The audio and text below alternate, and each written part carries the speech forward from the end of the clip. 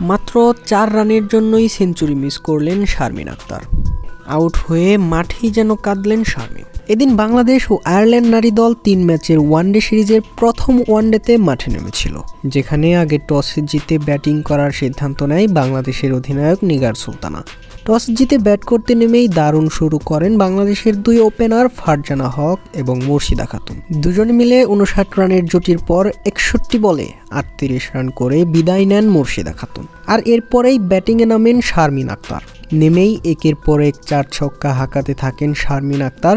সবাই যেখানে রানের চেয়ে বল বেশি রাখছিলেন, সেখানেই একাই ব্যাটিং তাণ্ডবে টি-20-র মতো ব্যাটিং করছিলেন শারমিন আক্তার।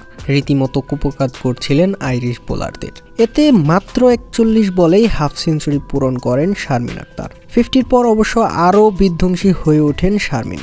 একের পর এক বাউন্ডারিতে ভালোই রান এগোচ্ছিলেন শারমিন আক্তার, কিন্তু এরপরেই ঘটে হৃদয় বিতারক সেই ঘটনাটি। 49তম ওভারের ঘটনা ছিল সেটি। সেঞ্চুরির খুব কাছে 96 রানে ব্যাট করছিলেন শারমিন আক্তার। 49তম ওভারের শেষ বলে ডাউন দ্য উইকেটে এসে 4 মারতে যান শারমিন আক্তার, কিন্তু ভুল টাইমিংয়ে মিড অফে ক্যাচে পরিণত হন শারমিন। আর মাত্র 4 রানের জন্য সেঞ্চুরি মিস করে আউট হয়ে যায় বাংলাদেশি এই ব্যাটার।